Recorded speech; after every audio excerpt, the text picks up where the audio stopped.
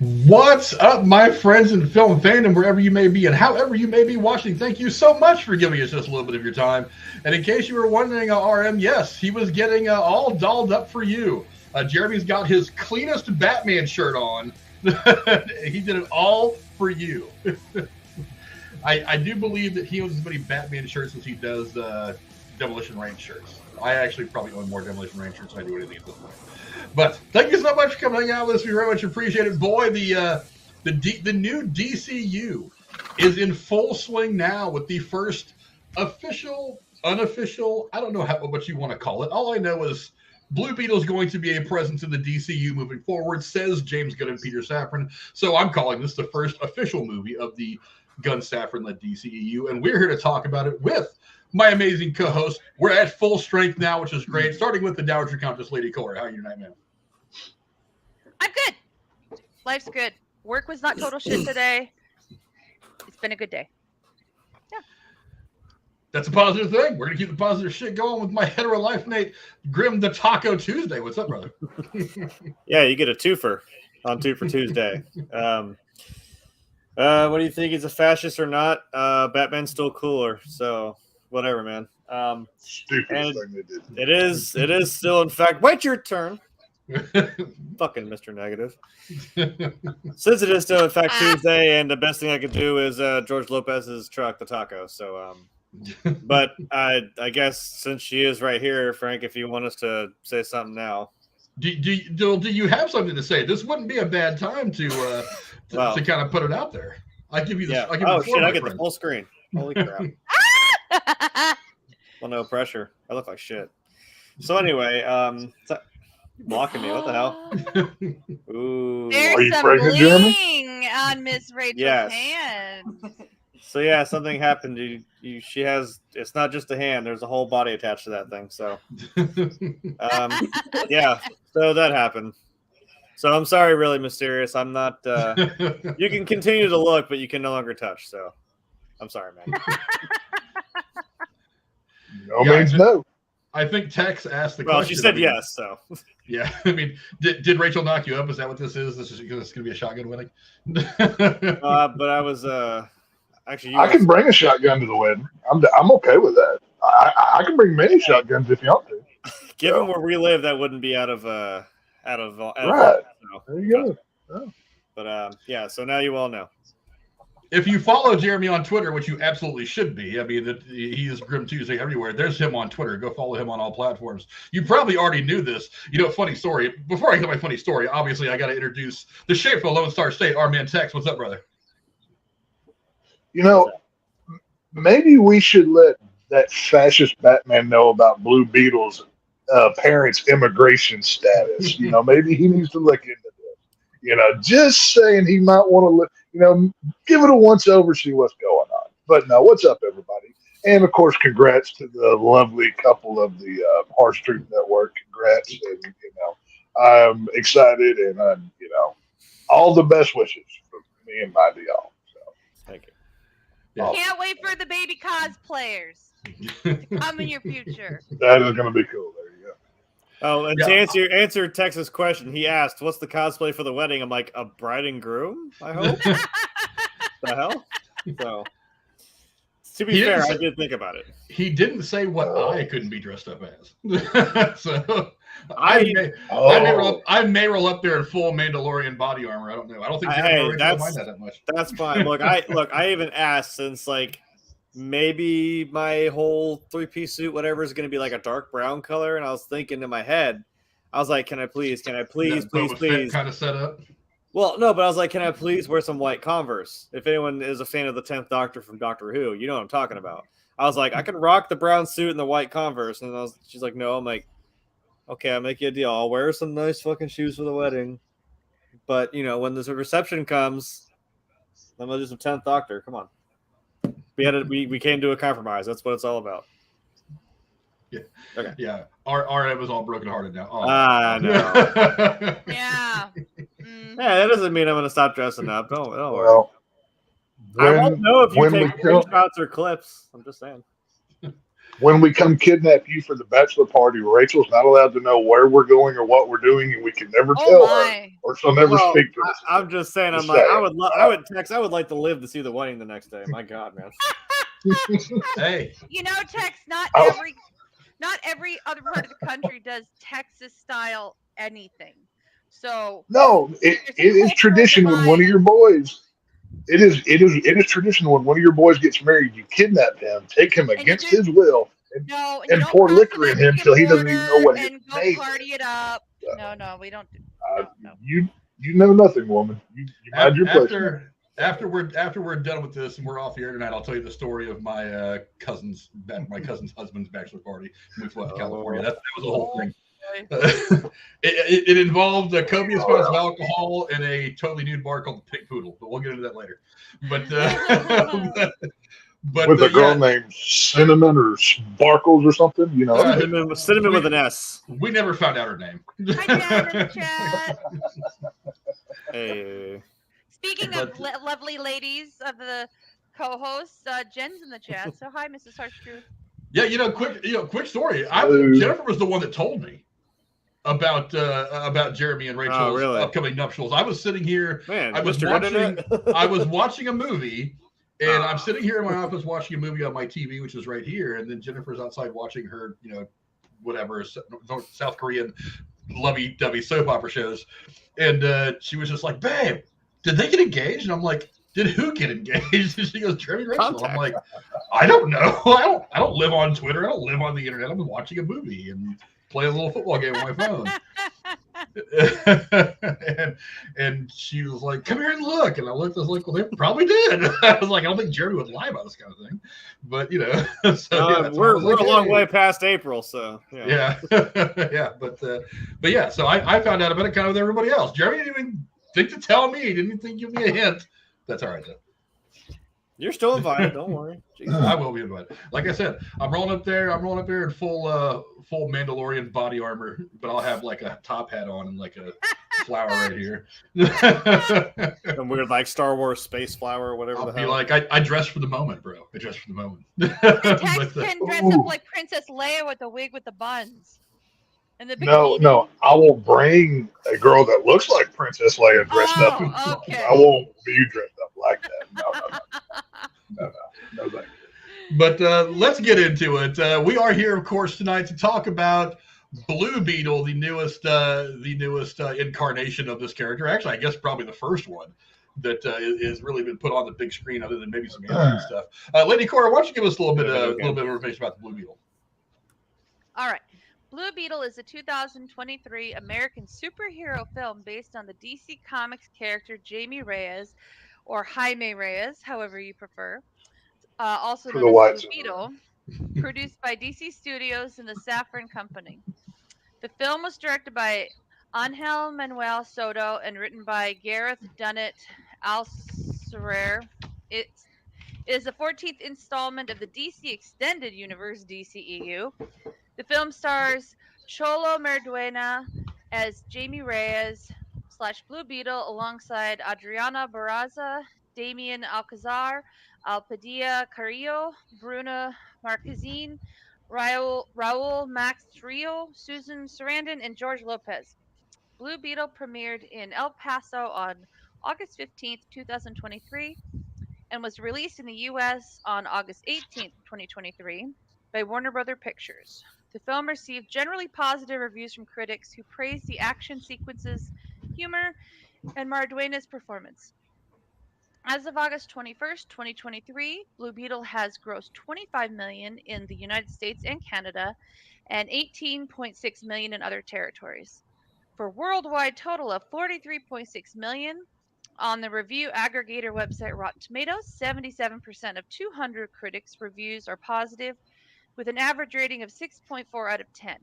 The website's consensus reads, quote, "Led by Xolo Maridueña's magnetic performance in the title role, Blue Beetle is a refreshingly family-focused superhero movie with plenty of humor and heart," end quote. And there you have it, Frank. Yeah, I can't disagree with that consensus review at all. I found the movie to be quite enjoyable. I'll give you my quick synopsis, my quick ideas first. I thought it was a lot of fun. I thought the family stuff was a lot of fun. They lead. My only real beef in the movie, and we'll get into this in a little more detail in a minute, is it leans a bit much towards the Marvel-y kind of approach. But I think that's kind of what the DCEU needed, was a big jolt of positive energy into this new DCU to get things started off. So, I mean, ultimately, I thought the movie was pretty good from start to finish. There wasn't a lot of the movie that I thought dragged. I thought it was pretty well put together. The pacing I thought was pretty good. I was amazed by them waiting until kind of like the third act to really kind of help you feel a little bit of emotion towards the bad guy. But it was kind of a welcome surprise. It was just different. But ultimately, I thought it was really, really good. I'm really impressed, and I'm looking forward to breaking this movie down as the next couple hours goes on. Cora, how about you? A brief paragraph as to what you thought of the movie overall. Well, I thought it was really bad. I feel like it's fan fiction version of a mix of Iron Man, Spy Kids, Tron, Transformers, and a handful of 80s movies, and I did not like it one bit. All those movies are great. God bless you. Yeah.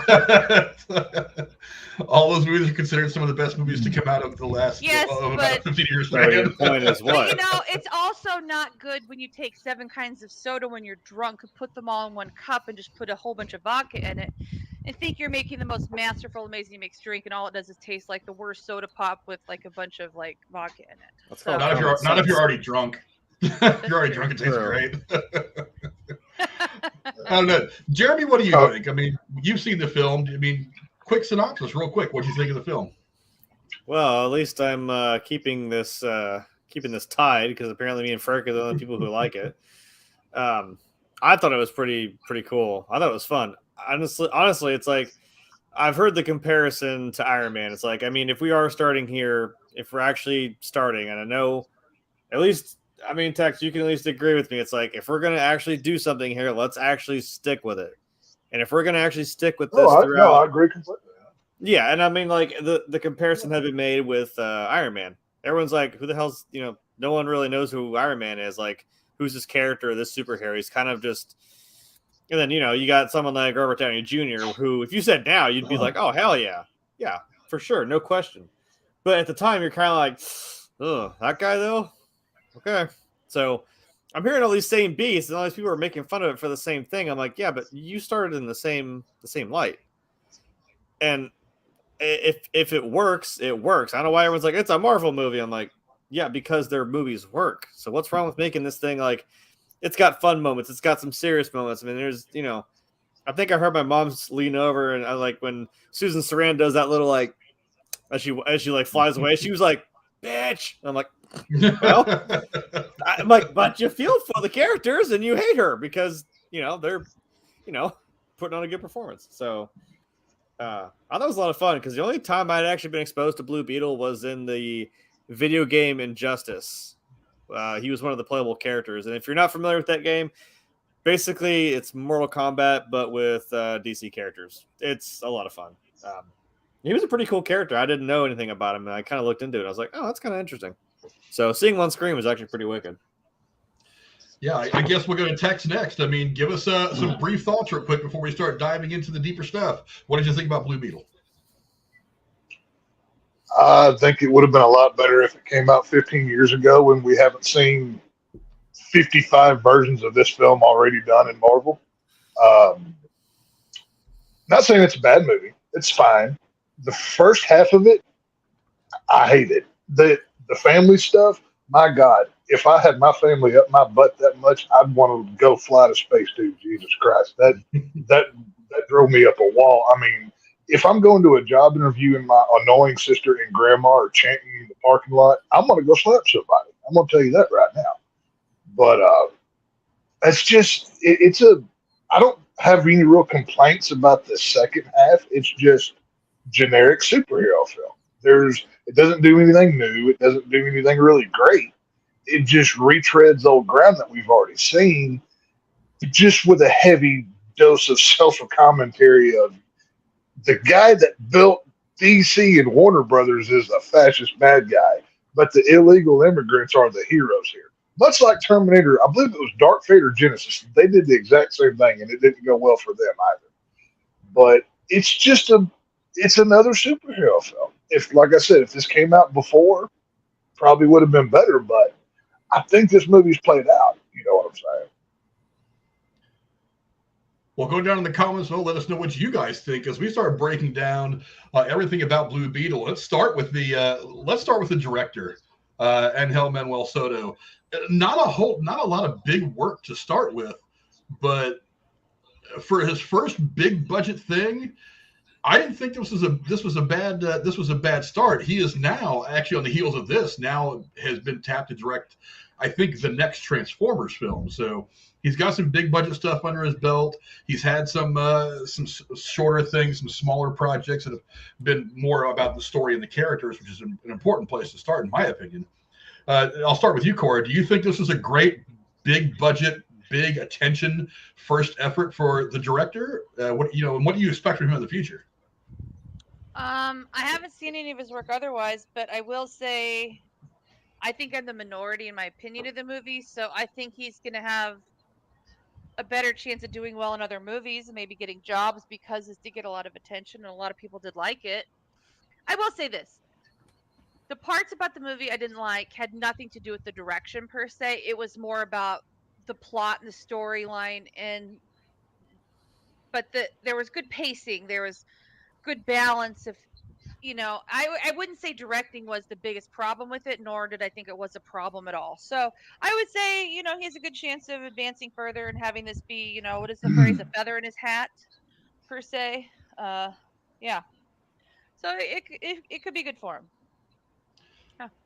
We'll go to you next, Jeremy. I mean, again, a first effort for a director, especially a first big budget effort, can kind of go either way. Do you think you hit a home run with this one? What are you expecting from him? I mean, for your first time, that's not bad, honestly. I mean, it's like you said, it could go either way. There's some times where, that doesn't work. But sometimes you strike gold.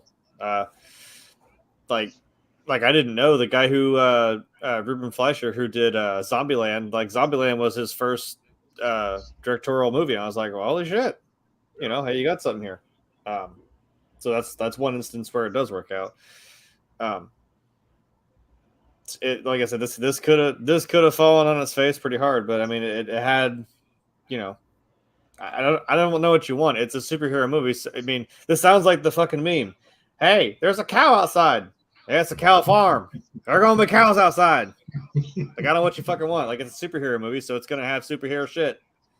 I mean, I don't know. Well, also, I mean, I can kind of understand Texas' point. Like, he's not, Mexican, so the family. I mean, I'm sure Frank can attest to this. Like, the family is going to be up your ass. There's a reason why it's called a Mexican goodbye. You don't say goodbye to everybody. Goddamn it, they're never going to let you forget that. Me and Jennifer joke about that constantly for every family function. We can't leave without getting everybody a hug or just touching base with everybody. If not, they're going to talk so much shit about you when you leave. Yeah, exactly. They can say whatever they want. I would have left years ago. I wouldn't. There's no way. No, thank you. I get the culture. It doesn't really bother me. That there was only one thing that kind of is like, hey, we're gonna make a sexist joke, and I was like, ha ha ha, you're funny. And then it kind of just like came and went. I was like, okay, I'm glad we're not trying to shove that down everyone's throat. You almost could have went there. I'm sure we'll talk about it later. Yeah. Tex, how about you? I mean, was this a solid directorial debut for a guy who's really just kind of getting his feet wet in the business? Well, I have to agree with what Cora said just a minute ago. It's a well-directed film. I mean, it wasn't inexpensive. They did more with less on this movie than DC did with The Flash, and spent probably 10 times as much to make that catastrophe. The CGI looked well. Fight scenes were good. Yes, it has the superhero beats like Jeremy was just talking about that you have to have. And that's not what my complaints are. Like I said, once you get to I think they took too long to get to the superhero stuff. And I understand that this is Blue Beetle's first time out. We can't just say, oh, well, his origin story. You've seen it 15 times. This isn't Batman. I get that. But we might want to get there a little bit sooner and not spend the first half of the movie as a Mexican family soap opera. I think that's what put a lot of people off. And a lot of the comments that I've seen online that says this is basically DC's answer to Black Panther. It's kind of, for the cultural references, they just, instead of black, they went, Mexican, which is fine. It is what it is. But it's just, I do think he will get more work from this because it's a good looking film. It was directed fine. I was just going to say in response to that real quick, I think part of why they built the concept up so much is because at the end, the family unit is what ended up saving the day together as a unit. So I think they were trying to show the family at the beginning to kind of show the bond, so that at the end you really were invested in why they're working so well together. They established them, and it's like you got to care about the characters, Right. So if they had done this stuff in the beginning, and at the end he saved the day by himself and just went to the family dinner afterwards, you'd be like, why the fuck did we watch all that shit at the beginning? So you didn't know Nana was a fucking badass, man. Oh my god, let's talk about her. Okay, Nana's the best character. Sorry, Tex. There is one thing I do want to do when this comes out on Blu-ray or digital or whatever. I want to watch this movie and pick a random Fast and Furious movie and make it a drinking game and see which one says family more often, because I'll probably get alcohol poisoning by the end of it. That's one thing I do want to do. I think that's going to be a fun game to play because they take that chocolate off and beat you over the head with it. My God, family, family, family. Holy crap. But, like I said, it's the culture. I'm in Texas. There's a lot of that culture here. I get it and I understand it. Close as you live to it. I'm not upset by that. I'm glad that part of the world has something to celebrate. It's just, it seems like this movie, in the more interviews I've heard with the director and more that I've read, to do this review, he was really targeting that Mexican audience. And I think he may have overdone it just a wee bit. This is what I'm saying. If he had pulled back just a little, I think he would have been better off. But I mean, hey, if he's already got a Transformers gig, he's obviously showed that he can pull off the robotic animation kind of things. Like I said, it looked well done. So I mean, did he do some assistant directing with some powerful people to get his name put at the top of the list for a big movie like this? Or I mean, is he just really out of nowhere? I've never heard of this guy before this movie. Well, think of it this way. I mean, James Gunn and Peter Safran didn't have anything to do with this movie. They just they took over after this movie was kind of deep into production. So they didn't. So this isn't a Gunn-Safran thing. They, after the fact, decided they want this to be a character that they move forward with. But for one, I mean, I don't think direction has been the problem with a lot of the DC stuff to this point. I mean, there has been a few things. Obviously, the kind of change in directors from going to for Justice League, going from Zack Snyder to Joss Whedon in the middle of making the film with principal photography threw a lot of things off. But I mean, that wasn't anybody's fault. It was them, his family dealing with a great tragedy. But I mean, a lot of it they haven't had bad directing. It's just been the vision hasn't really come together. I think the biggest problem with DC to this point has been the lack of organizational structure. I mean, if you think Marvel, you think Kevin Feige. He's been running this thing from the first. Honestly, Kevin Feige's been involved with Marvel since way before the Tobey Maguire Spider-Mans. I mean, he was a producer on the X-Men films. I mean, so this guy has been everything Marvel for most of the last 30 years. So you have a guy who is there has been a strong core at the center of the power structure of Marvel for a long time. I think it's one of the reasons why you've had a great deal of success, Phase 4 notwithstanding. But DC has never had that. Walter Hamada, before him, there was 12 other people. And then it was, do you want to have this guy run it? And then Warner gets sold to Discovery. And then it seemed like they never went 2 years having the same guy kind of calling the plays. So, and Tex, you're a big sports guy like me. You change the head coach every couple of years. It's going to be really, really hard to develop this, to develop the culture that the guys will get comfortable in, and you start to build. So it hasn't been a lack of direction by the directors or a lack of creativity. It's been a lack of organizational structure in DC as a whole that has not allowed the DCEU to be everything that I think it could have been. And now that there's some structure there, I like the fact that James Gunn could have walked in here and killed this thing as soon as he walked in the door.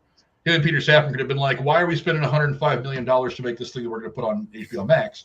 Drop the axe on it, let the axe of Zaz let fall, as it did on so many other projects, and we'll get rid of it and just start fresh. But he was like, no, I like this. There's a good vision here. I like this. So let's fold this into what we want our future to be. And I think that's cool. I think that's some great vision on his part. As far as the director is concerned, I love the job he did with this. I mean, look, I've always said that diversity for the sake of diversity is bad. That if you try to force it in there, you're going to end up losing a lot in the story. This was the kind of diversity I think that should be coming out of Hollywood. It's not forced. It's just like you now have this Hispanic character. Look, how many Hispanic superheroes have there been on TV or on? Look, as a Mexican myself, I'm glad to see it. But at the same time, I didn't want it to become a caricature. And he really didn't. All the stuff in the family. I mean, this scene right here, as a guy who grew up in a Hispanic family, that shit was dead on. I mean, that's accurate, right? Yeah. That is exactly the kind of shit that my family would have done to me at any point. My cousins, my aunts and uncles, everybody would have done this exact same shit to me. And I laughed my ass off at that scene because I was just like, that's 100% real. That's 100% honest. Now, the whole clapping and cheering as he's walking to the interview was a bit much. I mean, obviously it was theater. It was theatrical more than anything else. But I mean, I still got it because Mexican families can be kind of overzealous.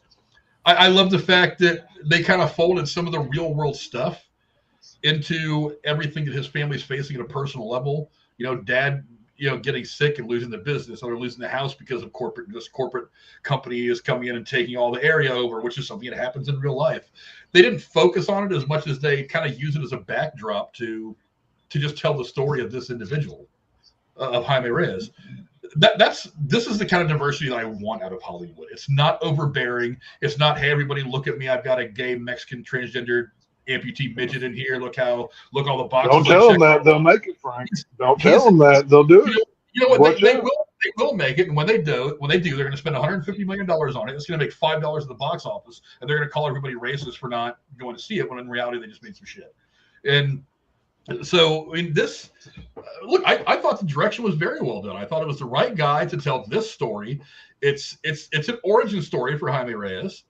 And I thought it was very well done. I'm kind of interested to see it once he goes a little bit bigger budget and does a Transformers movie. Because, I mean, I'm one of those people. I said it before. The first true Transformers movies I thought were good. After that, there was a severe drop in quality. It was all special effects and style, no substance. Bumblebee was a lot better. The last Transformers movie wasn't bad. I like Bumblebee better. But so hopefully he can breathe maybe a new life into that franchise as well, because this was a fantastic start by Soto. I couldn't be happier with the stuff that he gave us. And to top it off, I mean, he did it on a $105 million budget. I mean, we're used to seeing $250. I mean, I've heard some people say that Endgame cost something like $350 or $400 in the long run. Look, this movie's already halfway to its budget. This gets a good theatrical run, which I think it will. It's going to make good money. It's not going to make $1 billion. It's not going to make a mint, but it's going to be profitable, and it's going to put DC on much better footing. So I think it was a great job directing. I have no complaints over what this guy gave us, Ángel Manuel Soto. I'm really eager to see what he does next. I thought it was a very good job. Is he the next big director? I don't know. We have to see more. It's hard for me to say.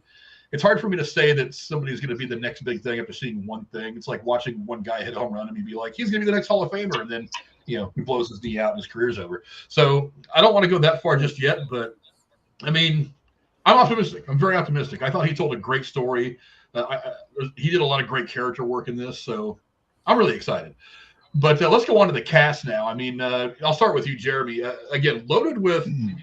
Xolo Maridueña he's definitely been on the come up. Tremendously popular because of his role in Cobra Kai. There's some other people in here that are relative unknowns, but still have good careers as character actors, either in Mexico or here in the United States and some smaller stuff. You'll be surprised. I don't know if you guys noticed his mother in the movie. I'm gonna give you guys a minute to try to place her face, see where you've seen her before. Shut up, Tex. You weren't supposed to know that yet. But it was rhetorical, damn it. But I mean, a great talented cast. I'll go to you first, Jeremy. What do you think of the cast? And other than maybe Xolo Maridueña, who kind of jumped out to you? I mean, other than him, I mean, it would be kind of a cop out to also say George Lopez. So he's earned a spot. So he's already got it. I don't know. Maybe, like I said, I'm not even Mexican, but I'm like, man, I feel like these people are like I could believe that they're actually family. Like, I mean, even his dad, like, man, he was hitting some heavy shit when he went outside to talk to him when he was having the drink. Yeah. Which I think, by the way, when he was out there talking to his dad, I think in the last second I noticed his sweatshirt, I think, said Gotham. Yeah. He said Gotham Law. I noticed that.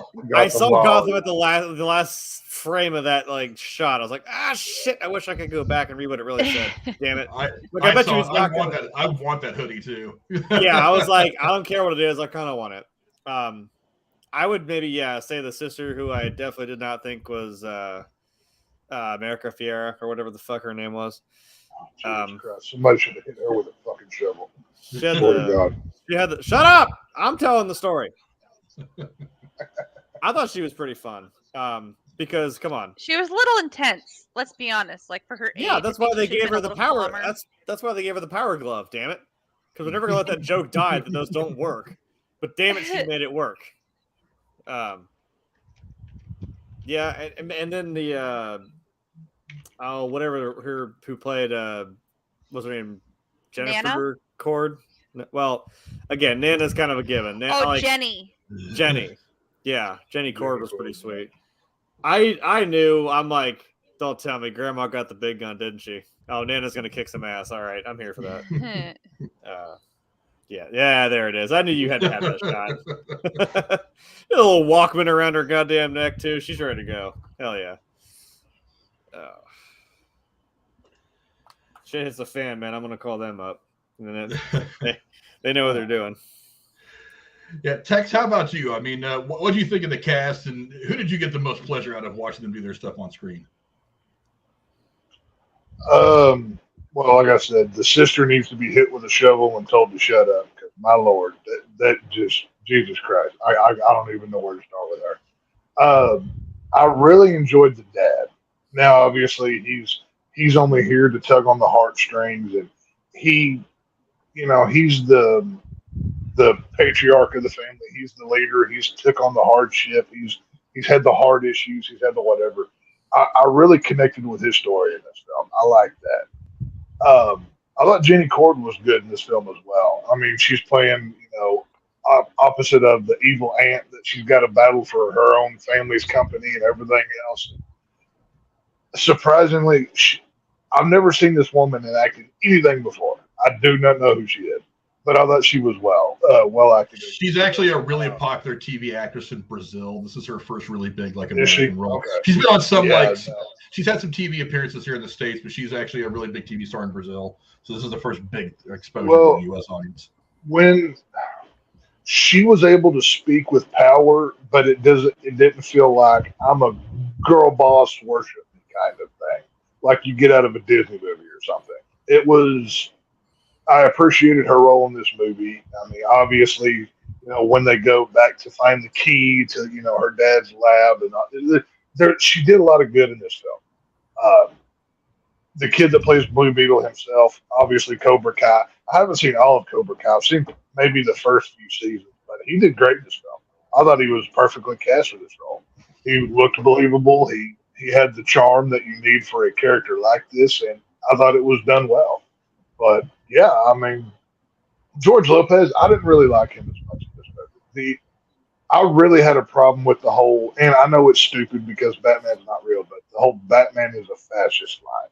I felt that was it was unnecessary. I mean, it was like an intentional "we are DC" tie-in. Don't forget what this is. Right.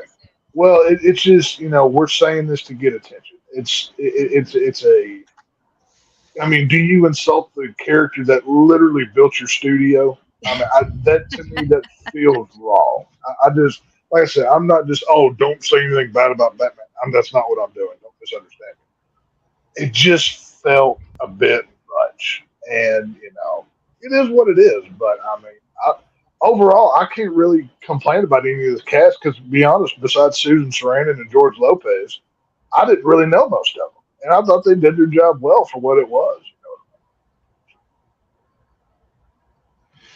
Cora, how about you? Real quick thoughts on the cast. Who did you enjoy most in their role? Well, I would say it's more who I mean, the cast was so good and cohesive. Outside of the family dynamic, I think this one that might get overlooked is Raoul Max Trujillo, like Carapax. He was one of those actors and characters in this movie. He didn't say a lot, but he said a lot with his face, his body language. And he reminds me of that guy in Game of Thrones that doesn't talk, that carried the kid around everywhere. I forget.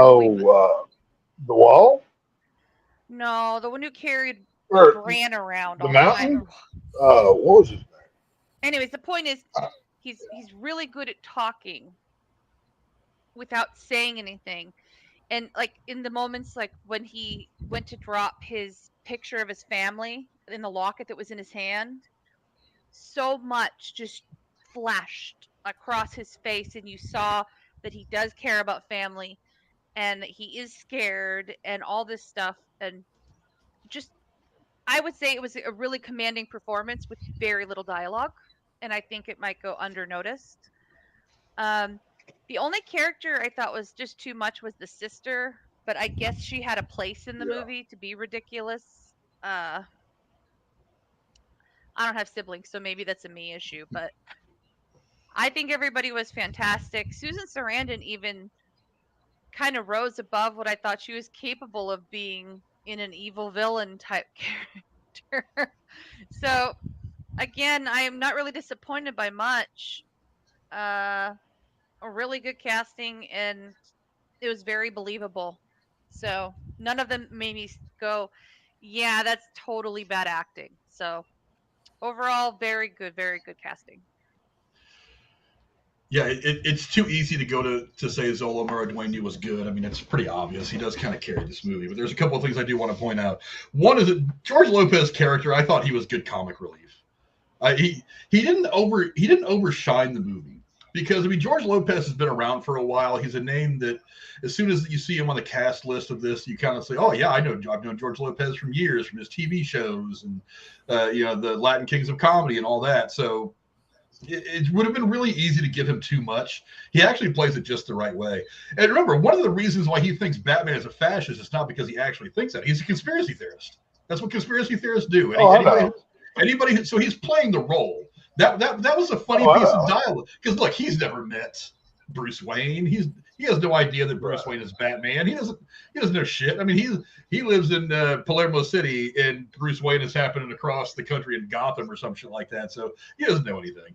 It's just he's kind of he is this universe's devious Dave Rose. He's the conspiracy theorist. But one of the things I really liked out of this was you get two very different bad guys. You get Victoria Cord, who is a bad guy. She is a straight up evil, no good in her body. She's all about, but yeah, she may have the intentions of being the one who puts the good guys out in front by building this new weapon system, blah, blah, blah.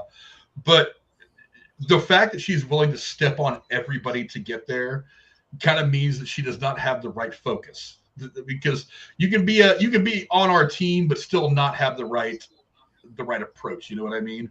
And that's a stark contrast to her muscle. You don't really, I like that they don't show you until later in the movie that he's got kind of a sad story. And so you spend most of this movie deep into the second act thinking, well, this guy's just the bad guy's muscle. I mean, he doesn't really care either. He's just as bad. And then you go to that flashback thing, and you're seeing that he's that kid who came from a very, very terrible background, watched his mother die, these bombings, and so on and so on and so on. And then that hits you differently when you see him drop that locket. And for a moment, I even thought maybe that Susan Sarandon's character had a little bit of empathy for him, because the way she picks it up, she's like, hold on to this for you until you can get it back. It's like, for a moment, I kind of got it from her. Thankfully, it didn't end up that way, because I like her just being a bad guy.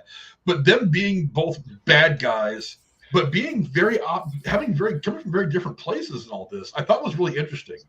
That made for an interesting dichotomy between them. Now, the bad news is it kind of telegraphs what happens at the end of the movie, but it fits. You were happy to see him make that face turn at the end of the movie and do the right thing. That's what I think was one of the best things about this movie is that difference between Victoria Cord and Carabax. Yeah, they're both bad guys, but they come from very different stories. They have way different motivations for why they're doing what they're doing. I thought that was the most interesting piece of character. Some of the most interesting character decisions were made in the film. As I was walking out of the theater, I was like, damn, that's the part that kind of stuck with me the most. I didn't mind the sister, to be absolutely honest. I thought she was a good amount of comic relief. It was a little dense at a couple points, but it didn't bother me so much. The grandmother, I loved that it kind of the history buff in me when they were talking about like the revolutions and the stuff that had happened back in the 50s, 60s, 70s and whatnot in Mexico. The idea that this old lady was part of that, only now she's knitting doilies and listening to mariachi music on her Walkman was actually kind of a funny contrast. But the scene with her mowing down the people and all that, I did kind of get this cool vibe of like that old revolutionary that somehow managed to survive the wars and is now on in years but the fight is not quite gone out of people like that, you know what I mean? And then they have that one more moment, kind of like Rocky and Rocky Balboa. He's got the one more fight in him, that kind of thing. Only not nearly as ridiculous. Or Ruben Blades' character in Fear the Walking Dead, like he went through some shit just like she did, but it's like he's still willing to put some bodies on the floor if he needed to, but man, he's yeah, but it's something. That was one of the issues I had with this movie, though. People complained so hard, and I have to go there because I think I'm the only one that's going to do it. Back in the Snyder times of DC, this is too dark. People shouldn't die. Blah blah blah blah blah. Whatever. You've got Grandma mowing down soldiers with this freaking alien gun, just taking them. Just whole leagues of people are going. And nobody's batting an eye. That to me is so. It doesn't connect in my brain how in this movie it's okay to do it, but in that one it's not. You know what I'm saying? This is too dark. This is blah blah blah. What this movie has is everything I don't like about a Marvel film. The comedy in it takes me out of it. And I understand comedy is subjective and everybody interacts with it. That's fine. It's just, I understand we're copying Marvel here, but it felt like this movie did not have an identity of a DC film. I mean, go back to whenever we were in the DM group, and like when I think everybody just first saw it, I said, you could have slapped MCU credits on the front of this movie, and you couldn't have convinced me otherwise that this is not a Marvel film. The jokes in it felt like it was written out of a Feige written house. It was just, it didn't have the identity that a DC film does. You know what I'm saying? It's just, I don't know. And like I said, I know agree with you, Tex. It seemed like a standalone movie 100% to me. Well, no. I'm not saying standalone. I'm saying it's like, okay, we're going to copy X, Y, and Z out of Marvel. We're going to take the somewhat comedic humor. We're going to plug it on. We're going to flood this movie with jokes. I don't come to a superhero movie to laugh. If I want to laugh, I'll go watch The 40-Year-Old Virgin or any other comedy that I may happen to enjoy. But they overdid it with the comedy in this. And then, well, like I said, it's okay for Grandma to kill people in this movie, but God help if one person dies in a car crash where Batman is chasing down kryptonite or whatever. It's just, I don't understand how one is good and the other is bad. I mean, you're telling me Batman didn't kill people in the Snyderverse? Well, hold on. First off, that's my whole point. That's my whole point. Fuck on. The whole Batman shouldn't kill people argument is nonsense. Batman's been killing people since the first time he showed up on the page. Yeah. It's just a matter of people like things like the Adam West Batman who didn't kill anybody. They like things like the Tim Burton Batman who he definitely killed people. He killed one or two people, but like he didn't kill a shit ton of people in the Tim Burton stuff. After that, the other two. Michael Keaton straight up throws a clown in a bomb in the sewer, and you see him explode. Yeah, what they don't want is they think that there's something wrong with this ultra-violent Batman, and the reality is that's most of the comic book stuff has been ultra-violent Batman. Yeah, they tone it down a little bit for the on-screen stuff, be it TV or big screen. They tone it down a little bit, but on the comic book page, I mean, let's not forget. I mean, we all watch Teenage Mutant Ninja Turtles. Now they're just a big fluffy cartoon characters, whatever. The original comic books are very dark and bloody. They fucking kill people. Yeah. A lot of people just don't know this. And I like the fact that especially some of the omnibuses that are coming out are getting back to that darker Ninja Turtle stuff. I actually bought one of them for my niece for her birthday a month or two ago, and she loves it. So the whole idea of not killing people for Batman, I don't know, whatever. But look, the reality is, and I said this from the very beginning of the DCEU, that they were trying to just be different than Marvel. And I was like, okay, that's fine if you want to do your thing. But one thing Marvel is that you desperately want to be is successful. Marvel, up until I mean, they've had some wins in Phase 4, but Phase 4 has been creatively really shaky. But up through Endgame, they were killing it. They were not just box office, but financially, they were making they were crapping out billion-dollar movies. And you can't, and I cannot, I wouldn't call it a financial failure, but you cannot make a Batman versus Superman movie and not have it break $1 billion. I don't care if it made $7 billion. Anything less than $1 billion, it's not a bomb. But you put Superman and Batman together in a movie and can't make that much money, and critically people hated it. Sorry. I mean, I'm one of the people that, me and Werewolf in New Jersey have been going back and forth this a little bit on Twitter, and I have Tex kind of agrees with him. But I'll put it to you like this. You cannot escape the fact that for its rather cookie cutter approach towards making films, that Marvel's been wildly successful by and large. I mean, 85% of their movies have been critically and financially successful. You can't say the same thing about the Snyderverse. I mean, you just can't. I mean, they've made money. Now, look, $750 million is nothing. It's nothing to sneeze at. I mean, if I made a movie that made that much money, I'd be pretty damn happy. But like I said, when you put Superman and Batman together in a movie, most people look at that number and be like, "How do you not make $1 billion?" Especially when Marvel took a bunch of characters that literally 5 people outside the comic book realm knew about in Guardians of the Galaxy and made $1 billion. Nobody knew about them before, unless you were a hardcore comic book fan. Nobody knew who the hell Star-Lord was until that movie came out. $1 billion. No, you took a group of nobodies that nobody had ever heard of, an obscure group of people from something that was already really popular. Look, even big MCU fans had no idea who they were. $1 billion. You can't tell me you can't put Superman and or Batman on screen and not make $1 billion. I mean, Jesus Christ, the Batman made $1 billion, and it didn't have a luxury of a shared universe. It didn't have the luxury of years of buildup. It didn't have any of those luxuries, and that made $1 billion because it was a better made film.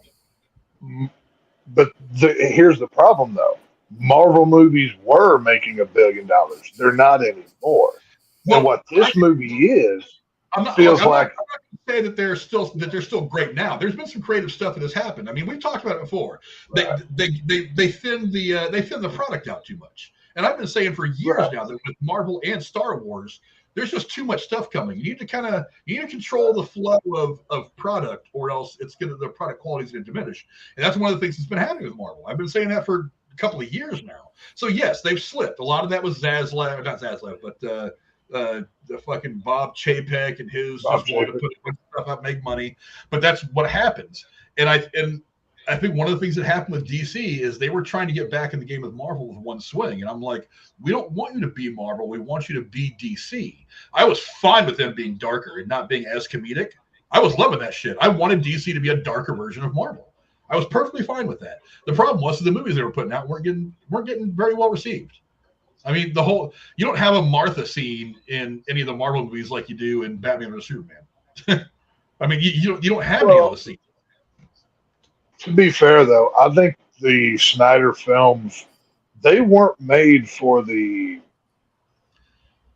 the popcorn comic book kid audience. And yes, I understand that you have comic movies. What the hell are they made for?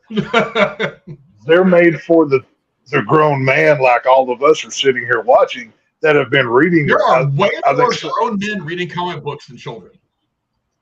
Oh, I agree. That's just what I'm saying. Before any of us were ever alive.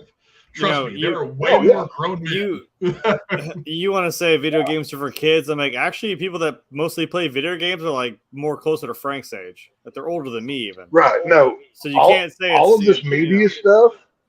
All of this media stuff is aimed at men our age who were fans of it when we were kids, but now we have income available to go buy and purchase these products, whether it's a Funko Pop, a video game, a T-shirt, whatever it is. They're not aimed at the 5-year-old. But my point is the Marvel formula worked for a really long time until it didn't.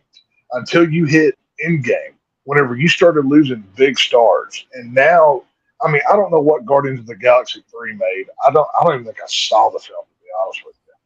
But I'd be willing to bet it wasn't as successful as the other two. If you go back and look through Phase 4 of Marvel, you could plug this movie in that world. It's no problem. If you take out any ties to Batman, you're good to go. And that's the problem, I think, with this movie. Yeah, but here's the problem: is every time somebody wants to say how bad Marvel really is, they always look at Phase 4. Phase 1 through 3 blew everything else out. Well, how can you not? It's the prime example. You know what I mean? And then when you do, but then they're saying, well, why is it Phase 4 is not working and then DC is not working? Well, for one, two totally different groups of characters. For two, one was badly managed from the inception of DC. The other one, you could trace it directly back to Chapek taking over. That's when things kind of went to hell for Marvel. Now, there are some extenuating circumstances that nobody had control over. Pandemic was one that kind of played a lot of hell with the numbers and stuff like that. It's nobody's fault. Right. But I mean, look, it was when they got it done with Phase 3. I think I even said in our review for Endgame, in the review that I did for Endgame, that Marvel's going to go through in what in sports terms they call a rebuild. So everybody's got so used to seeing these movies with like 3 or 4 different awesome characters in it, and then they all come together to fight Thanos one last time and win.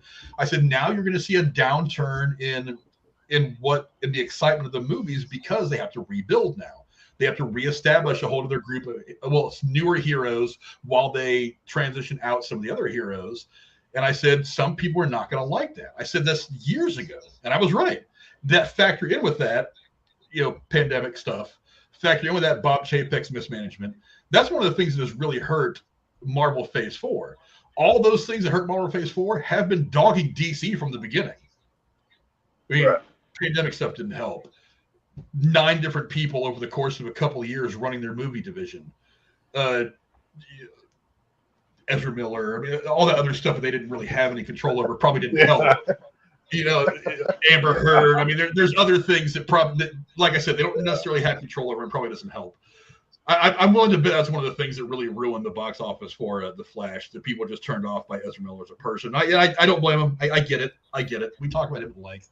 It was my main complaint was he was not only one but 2 versions of him in the movie. Like that was. But you can't deny that the fans speak, and the fans on average say that they're giving 85-90% scores to Marvel movies, but they're giving 60% scores on Rotten Tomatoes to DC movies. That's the fans telling you, not the critics. The fans telling you that your shit's just not as good as you think it is. But I can remember back to 2016, BVS wasn't even. Most people hadn't even seen it yet. And, nowadays we talk about review bombing on these sites. That was being done on a corporate level by everybody else that attached to Warner Brothers. They were dogging that movie before it even had legs to have a chance. When Suicide Squad came out, it was even worse. I believe Wonder Woman was a critical success. I don't remember. It's been a long time. Wonder Woman and the first Aquaman are the only 2 DC films to do very good both critically and with the fans. Yeah. Shazam 1. The first Shazam didn't. I didn't care. I didn't care for that movie, but either way, my point is it's a bit of a conspiracy theory here, but I believe it to be true. There is a bias towards a Disney product, considering how much of the market that they are in this world. They're going to be praised. Warner Brothers and DC is the cousin over in the corner that this isn't Marvel, this is a competitor. We're going to dog it, and we're going to dog it publicly till everybody else kind of goes along with it. Well, And it's just one of those things. Who was doing the review bombing though? Oh, go back and read any of these movie reviewers from blah blah blah.com, and they just were trashing these films. These movies never had a chance to make the $1 billion. If the unrated cut of Batman of BVS had been put in theaters, it would have answered all the questions. It's a better film. It's only about 20 minutes longer, 20 to 30 minutes longer. There would have been a better fan reaction. But because of the overrun with time, I forget who was the head of DC at the time, or head of Warner Brothers at the time. The Asian fellow. What was his name? Walter Hamada. Walter Hamada. He didn't want the longer film because he wanted more showings in a day, which business-wise makes sense. But even though now it's no problem putting a 3-hour movie in theaters, it's just when you really start peeling it back, there's problems here. You know what I'm saying? Well, you want to know who was doing review bombing? Ironically enough, Snyder. There was a lot of people that were there. Snyder. I lost a lot of respect for. Do you know for which one? A lot of movies had nothing to do with DC. Have you heard the story about him? Which story? I've never heard this. I don't know why this didn't get more talk in the newspapers and the trades and all that. I think it's because Zack Snyder is still a big name. I don't want to piss him off. I quite frankly don't fucking care. But Zack Snyder apparently, for reasons known only to him, he had other people, both bots and people, smashing other movies that had nothing to do with him. Like he admitted to being behind a negative review campaign on Godzilla vs. Kong for no reason. I know nothing about this. I would have to look into that. I haven't heard that. Even to the point where the director was just like, "Why are you?" I guess the director contacted him and said, "Why are you negatively bombing my movie? I've got no connection to you other than the fact we both work in Hollywood. Never done anything wrong to you. Why?" He was doing it to hurt Warner Brothers for one reason or another. So probably because that was Kong versus Godzilla. That was after the whole Justice League and. Well, it doesn't. Yeah. Well, it doesn't matter. The bottom line is, why did he do it?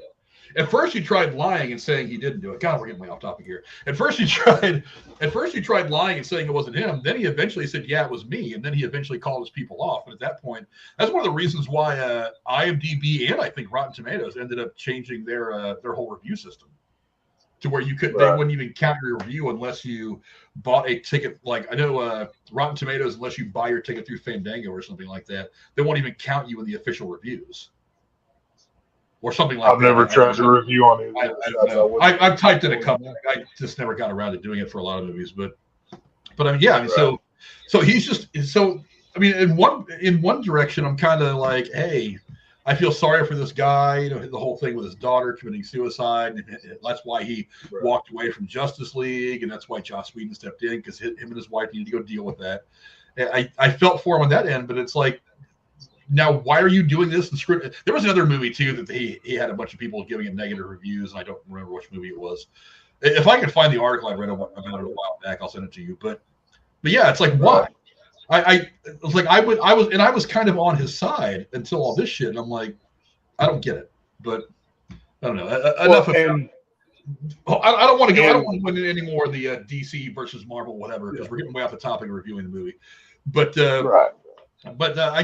that's going to be another story for another time. We may have to sit down and have me, you, and American Werewolf from New Jersey have a discussion about this. I feel like that's kind of a podcast. I think it'd be great. But I think it'd be great.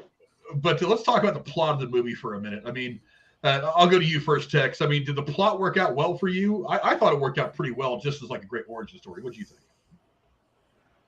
The plot works for what the movie is. We're introducing a new hero, so We're not going to overload with deep world details. Yes, you're going to get the Dan Garretts, who's the original Blue Beetle, then to the Ted Cords and whatever.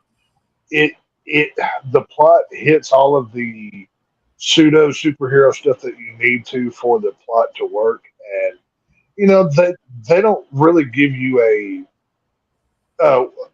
I'm sorry, I can't. What was the villain's name? Cass.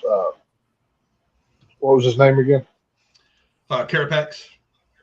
Carapax. Yeah, him playing OMAC is a thing from the DC world as well. So they brought that into it as well, and I mean the plot works. One thing that if they do make sequels of this, that I hope they touch on that would really, really be cool is, I don't know if y'all caught it in the opening credits, literally the opening credits of the film.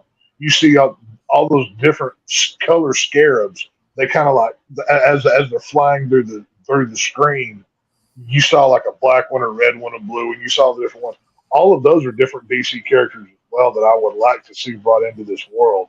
It's kind of like the Green Lantern Corps, but scarab version wise. But yeah, the plot works for what it needs to. I mean, generic superhero film that introduces the world. I mean, how can you have a problem with that? Cora, how about you? Did the plot of the movie work for you? It actually did. I liked that you got to know. I mean, it could have done it backwards, like show the family first and then show the whole, this is what the Blue Beetle is. I like that they kept the focus on the Blue Beetle concept from the start and let the family be secondary to that. So I did appreciate that difference, because sometimes they introduce a character first and then the concept. I liked how it flowed overall, and I liked how the action amped up. Like a really good opera. Like da da da da da, and then it's done. It was really nicely done in that way, the pacing and the build up. So I would say I like the plot. That's something I did like about the movie. Jeremy, how about you? Did the plot of the movie work for you? Is there anything you would have changed? Is it my turn to talk? Yeah. Okay. I'll stop shopping now. Okay. Just got a backlog of shit I need to do. I like the plot. It's it's an origin story, so of course you don't like when it's just like, hey, someone gets these otherworldly powers or all these special gifts, whatever, and suddenly they're the best at everything ever for all time, always. Yeah, they're just doing some Loki there for you. I'm excited about season 2. Yeah, just all this glorious purpose. I know, such a burden.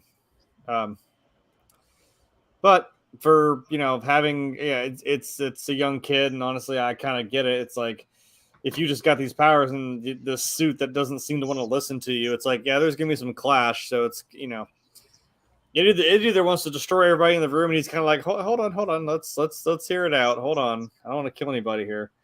But at least it kind of gives that kind of like Spider-Man thing. It's like, man, there's something that pushes him over the edge, and that's got to be when he loses his dad.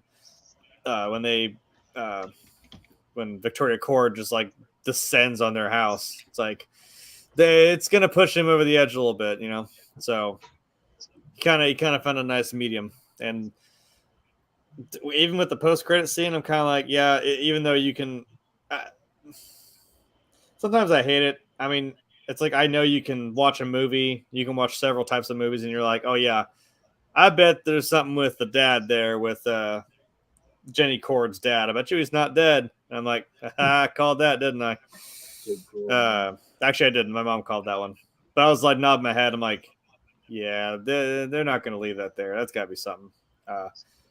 And I'm looking at Carapax, and I'm like, I hope that fucker heel turns on her so hard. And and it was beautiful to see it. I'm like, I wasn't even mad that I like still like, I'm like, I see this coming, but I'm gonna be happy when it does. Yeah, and even him, man, like with his little subplots, like they kind of fed into it a little bit, little by little.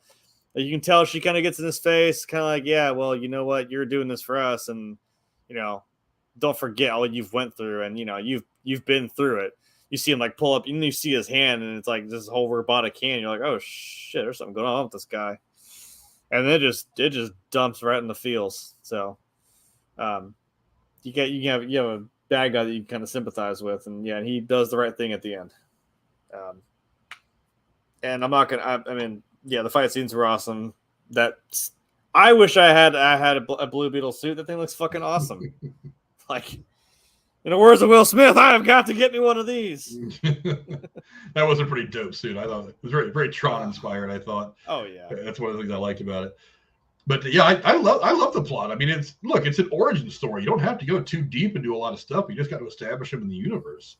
So, you've established him. You've seen what his motivation is. You've gotten an idea of what the Blue Beetle persona can do. Now it's just about building a universe and putting him in the appropriate place in it. You've also set up a couple of characters I think could be cool going forward. I mean, his family for one.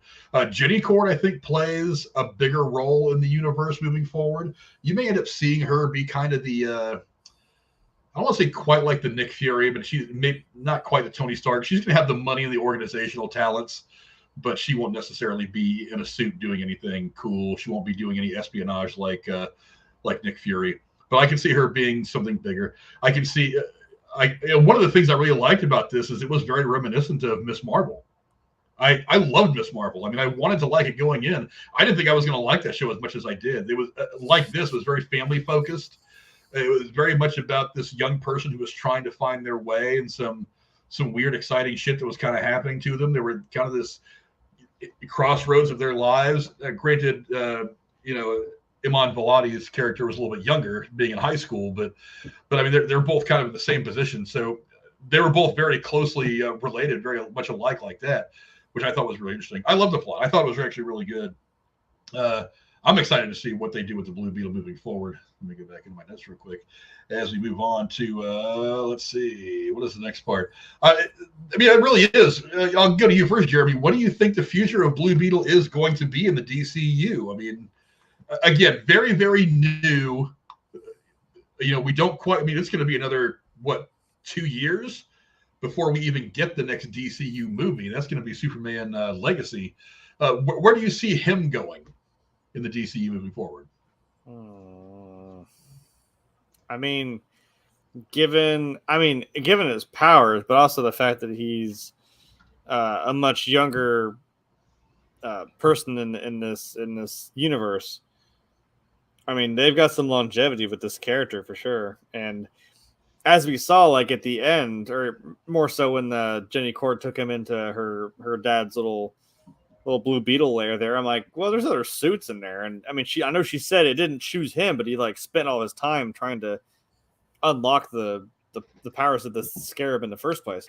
So I'm like, yeah, there's other ways this could go. And I think even my mom leaned over to me too, and she was like, when the suit's like, oh yeah, anything you can imagine, I can make. And she was like, didn't somebody else do that? I'm like, yeah, Green Lantern. It's kind of similar, but which again, if they dip into something like that, that'd be pretty wild. I mean, for a start, like I said, I mean, keep him around. He's kind of, if we could at least trade him for Flash, like he can kind of be the young, quippy, like, comic relief kind of character. But he can push it to the dark side there a little bit. Like I said, man, I was like, it even had that moment kind of like in Spider-Man, like where the suit even held him back a little bit when he was going to just straight up kill Carapax. And I was like, maybe don't go that far, dude. Chill. You understand this guy's been through some shit. So, yeah. And again, he can kick all kinds of ass. So, wouldn't be a bad guy to keep on the phone list. Yeah, how about you, Tex? I mean, what do you see the DCEU looking like moving forward with Blue Beetle? What kind of a part do you think he's going to play? Well, obviously they're going to keep this guy around. He was great in the role. Big, like I said, we talked earlier, big hit from the Cobra Kai stuff. Blue Beetle's got a lot of potential here. Not just the Jaime Reyes, but the Ted Kord version. We do know that we're getting a Booster Gold TV show, and Jeremy, I don't know if you know this or not, but Booster Gold and the Ted Kord version of Blue Beetle they're like Batman and Robin. They're best friends. Yeah. But more of like a comedy variety, so they're two guys that don't like Booster Gold. His whole superpower was he stole technology from the future and came back in time so he could be a superhero. And Ted Cord Blue Beetle, he's not superhero either. He just, as the movie showed, he adopted some of the technology or whatever. Knock off Batman, if you will. They can world build with this. If I were James Gunn, I don't know if I would have started my universe with Blue Beetle. I may have started with Superman, but the movie was done; they had to put it out. So you keep it. I don't know how old this guy. I would guess maybe 25 or so. I mean, he may even be younger. The kid that plays Jaime Reyes. But yeah, you can keep him around for 10, 15 years. Like they did with Robert Downey and Chris Evans and all them, and get a good run out of them before you have to recast. So I can see, a lot of big things going through the other color scarabs and stuff. You know what I mean? There's a lot here. Yeah, Cora, how about you? What do you think the Blue Beetle's future role is going to be in the DCU? I have no idea. I don't know enough about DCU, but I'll say this: if the film continues to be as well received long term, and it's not just a flash in the pan of interest, there's going to be enough fan calling to continue what's going on until the actor kidnaps a girl who's a minor, wanders around the country, stealing people's purses in restaurants and scaring people in their homes. So there you go. Yeah, I don't think Xolo Maridueña is gonna get into anything like that. Hopefully. I mean, you never know a guy, but hopefully. Xolo Maridueña is 22 years old, so yeah, he's got plenty of time. He's got plenty of time. Oh yeah. Perfect age for this role. I mean, they actually got somebody who could actually be college age to play a college age person. Normally, they hire like a 25-year-old to play a high schooler. So Hollywood is learning. Good for them. What you gonna do? So it's all good. Yeah, as far as me, his future role, I mean, it's hard to say right now because we don't really know what James Gunn's DCU is going to look like. Because remember, this is not a James Gunn movie. This was deep into production before James Gunn and Peter Safran took over. They just saw the dailies and were like, hey, we kind of like this. We don't want this to be on HBO Max. We want you to release this theatrically, and we're going to go ahead and make him a part of what we're doing. So I feel like it's going to be another 4 or 5 years maybe 4 years before we see another Blue Beetle standalone film. Him showing up in another one, if they really want him to be a significant part of the Justice League or the Justice Society or whatever they're going to do moving forward. I know I've heard a couple of different things. You might see him show up in a cameo or something, or get a name drop in Superman Legacy. There is the Gotham connection. Maybe whatever Batman film or project they decide to put in the works, maybe he makes his way back to Gotham for whatever reason and has a small cameo or a little bit of an appearance in Batman Brave and the Bold. I'm not really that steeped in the Brave and the Bold stuff. So I don't know if Blue Beetle's already got a role in there, but I mean, there could be some precedence there. So maybe I would imagine we're going to see him in a cameo somewhere in the next couple of films, because if they like him and if the fans like him, and right now they do, then I don't think they're going to want him to fall out of the public consciousness that much. I think they're going to want to remind people that he's around, and then maybe when they do the next big mashup, or if they decide to make their Blue Beetle film before they decide to do a Justice League, then he'll still be kind of around. He's only 22. He could be around for a long time, and they've already said that they want to do the Batman and Superman versions that they want to do. They want them to be veteran but not old.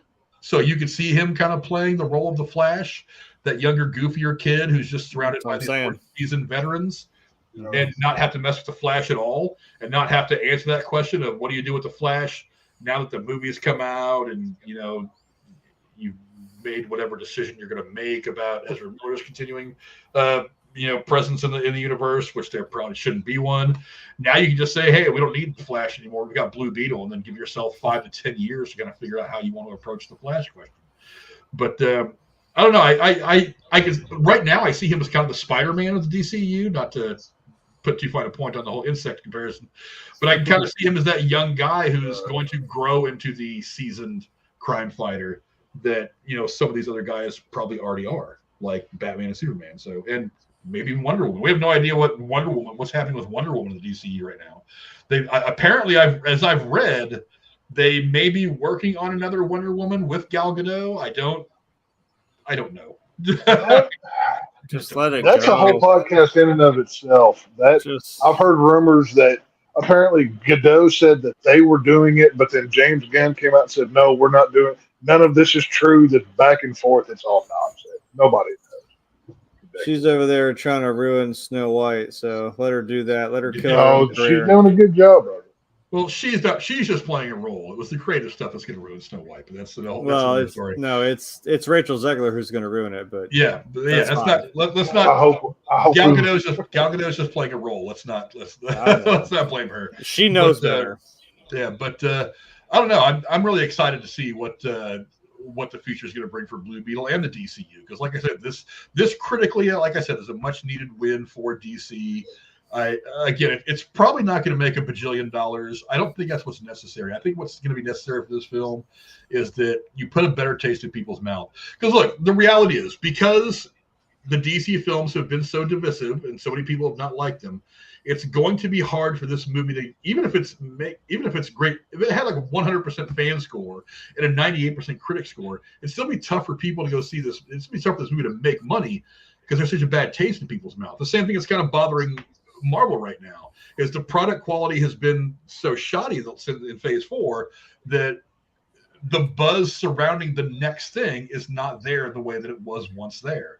DC needs to build the buzz. That should be their focus right now. Put out good characters, good movies, build the buzz. If you build the buzz, next thing you know, you're going to start crapping out billion-dollar movies every couple of months, just like Marvel had been doing for the last, 15, 13 years, something like that. So I think this is a good step for Blue Beetle. But let's get into a little bit of trivia. I found some decent trivia considering this movie was so new. It was a deliberate decision to have the Reyes family witness Jamie's transformation. Ángel Manuel Soto had felt that the Latino families were very nosy and boisterous. I can attest to that, while also showing that family is our superpower to some extent. You can't be Mexican and not have family all up in your shit. Trust me, that I can attest to this. So having his family, not hiding his identity from the family, I thought was the right decision to make with the character. Because you could have just had Jenny Cord know who he was and then had him hide all this shit from his family, but that would have involved too much dancing around a bunch of shit. And I think it would have taken up a lot of space in this movie that was better used for the story and the characters. I don't know, Cora, what do you think? I agree with you. I don't know.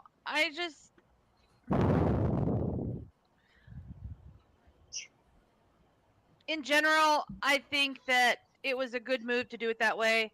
It was as a moviegoer, it was a great experience to see it that way, because so many of the transformations you see are done in private. It's like a big, like Spider-Man, he's in his house and he changes. But this I liked. The only thing I didn't like was when the roof got destroyed. It's like, couldn't he have gone outside first before he shoots him? In no time. I don't think he had that much say over it. No. I know, but like the person in me who was like thinking, they have to sleep in this house tonight. What if it rains? But I did like that the family was part of it, and I thought it was hilarious when the mom's calling 911 trying to explain what's going on, and the other person was like, this lady's on like a fentanyl bender. She's saying the crazy as shit. Like the cop in the movie we watched, the Clowns in Space, like, haha, yeah, hangs up, like doesn't take her seriously. I liked it. So yes. Not gonna make a dummy out of me. Mm-hmm. Yeah. I thought that was a lot of fun. The way, and again, it's so much funner to have the family involved in the whole thing. To me, I think it's funner that way. I did get to the point though where I was like, once he blew the third hole in the roof, I was thinking to myself, I'm starting to seriously question the structural integrity of this house at this point. Maybe they should leave. Because it's like he makes one on the way out, Yeah. then another one on the way back in, and I think there was another one at some point in the movie. I I really wondered how the power came back on after the transformer outside blew, but whatever, Yeah. The two costumes seen in a facility in the underground facility in the Batcave, so to speak, resemble the costumes worn by Dan Garrett and Ted Kord, the previous Blue Beetles before Jamie. Yep. A factor, something that was I noticed in the movie, but in the post-credit scene took on kind of a whole new thing. You know what I mean? We'll talk about the post-credit scene before we get out of here, but yeah. Well, what was that? No, go ahead. Oh no, I was just gonna say that was my favorite scene in the whole movie, where you got to see you got Ted Kord, all the work that he had been doing. He had his little he.